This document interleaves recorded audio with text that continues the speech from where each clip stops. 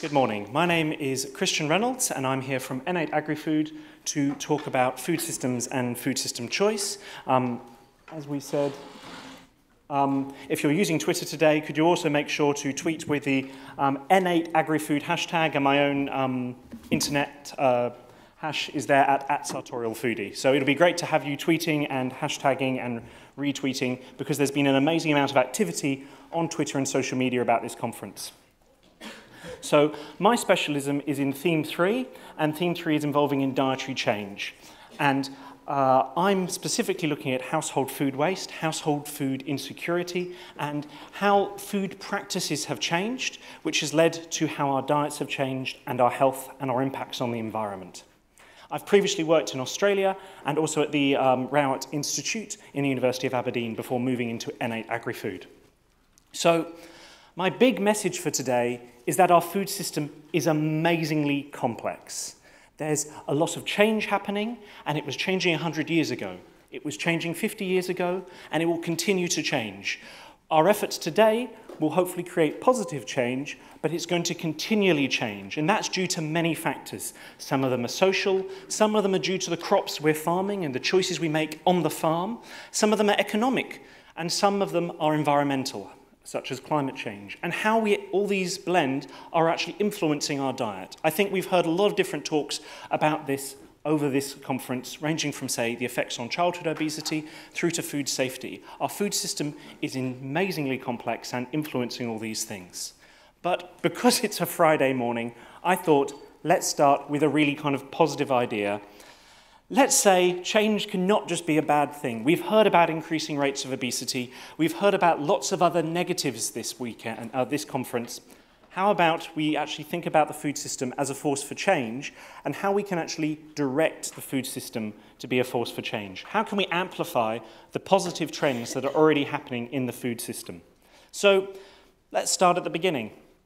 We now have more access to cheaper food and a greater variety of food on a global and individual level than ever before. The Green Revolution has worked some magic. The policies set in place after World War II have worked magic. We now have safer food than ever before due to the EU government legislations, the food standards legislations, and we also have changes in food prices, which means food is cheap. This has also brought some unintended consequences. High calorie diets and calorie-dense foods have become cheap as well. And so, as we discussed on the first day of the conference in the first session, meat prices and high-fat prices have come down. But at the same point, we have no way of estimating at the moment how many people are too poor to eat. It's a very under-researched area of study, and I know later talks in this session will be looking at household food insecurity. For instance, in the UK, there have been the explosion in food bank usage or donations to food banks. And of course, that only represents a small fraction of people who are insecure, who do not have enough income to actually gather to pay for the food that they need to survive. And so there are many other people who are food insecure or under food stress. And this, of course, means that if we're wanting to change the food system, we could actually be looking at small parts of the food system rather than overarching change. And by this, I mean that if we're focusing on small, different parts of the food system, maybe focusing on this food insecurity could be a way forward to actually find the highest impact. So is it better to look across the food system or focus down on single groups and single trends? There are two different schools of thought. The next kind of positive or evolving thing is the how and where and when we purchase food has been changing over the last 70, 100 years. If you look at this graph, it's amazing to see high street retailers have just been decreasing, and the big supermarkets, this is a graph of the UK, but it's the same trend happening globally and in Europe, that the supermarkets themselves are oligopoly or monopoly in some countries, and so there is a centralization of food supply to the consumer. But let's look forward another 10, another 20 years. Online food purchases and online deliveries, because people are changing the way they live, they're becoming cash rich, if you want, and time poor, so they're having less time to shop, less time, they're spending more time commuting, means that people are ordering their food on their phones and having it delivered to them. This means that there's actually new and different ways we could actually intervene in the system by partnering with supermarkets, partnering with online shops, looking at how we actually interact with our food. And then, of course, it is now the case that 75% of the population is eating out at least 1 in 7 days a week. And I know that's higher in France, higher in a lot of other countries as well. In the UK, we're lagging behind, I'm sorry to say, in terms of eating out and good gastronomy. That's a never-ending problem in the UK, I've got to say. But this is another trend, and if we actually change how catering works, we could actually see other food system changes that we're not thinking about yet. And at home, the way we cook and the way we eat is changing. The average time spent cooking a meal is less than 18 minutes EU average at the moment. That's dropped from over half an hour 5 years ago. That's a huge decrease in the amount of time we're spent thinking about food and preparing and doing mise en place. The average kitchen size and the average size of equipment in a kitchen is also decreasing. A lot of kitchens that are being built in London now do not have a stovetop, only a microwave. That's frightening. But can we actually make this a positive health indication by making ready meals or ready-to-eat foods actually more healthy, full of vegetables, full of fruit? And of course, entertaining and cooking it for fun have increased in popularity. Who here has an Instagram account or a Facebook account? A few people? Who here sees pictures of food on Facebook or Instagram? Yeah? These sorts of things can be positive if we actually start to look at changing what we actually put on there in terms of maybe big portions of vegetables. And of course, there's been a rise in plant-based diets and flexitarianism, where you're choosing to eat 1 or 2 meals vegetarian or vegan a week. But at the same time, all this positive thing is happening, we're now wasting a lot more food. 1/3 of global food production is now wasted, and in the UK, up to 80% of household food waste is actually avoidable. It's thrown out because it's not used in date or cooked too much. And so my current work is looking at if we change what our food waste practices, does it change our dietary practices? And there are lots of positive correlations of if we move towards a healthy, sustainable diet, it reduces food waste. And if we go to a diet with habits and practices that reduce food waste, it moves us towards diets that are healthy and sustainable. There's a very powerful feedback loop there in terms of consumer education and partnering with food companies in terms of producing food in packaging and portion sizes that are positive towards wasting less fruits and vegetables. But all of this basically relies on the fact that the UK diet has been changing. And this, I think, is a really powerful little animation down here, seeing that over the last 40, 50 years, you can see dietary shifts happening. And I think the powerful ones here are at the bottom. You can see in the blue bars right at the bottom, the increase in soft drinks, or the soft drinks actually start to be measured because they become a part of life. You can also start to see discretionary foods, high sugar foods, enter the diet in a big way. And for the UK, the biggest thing to me is the decrease in potatoes and the increase in rice, pasta, other sorts of carbohydrates. These dietary shifts are happening for multiple reasons. It's not just because we suddenly said, let's eat pasta. It's because there are new imports of foods, new food cultures coming in.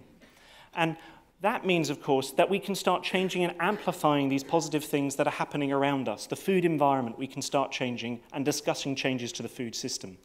So just kind of looking at this in a little bit more detail on 6 specific ones, you can see soya and new protein foods have been increasing on the population average, so there's some differences here.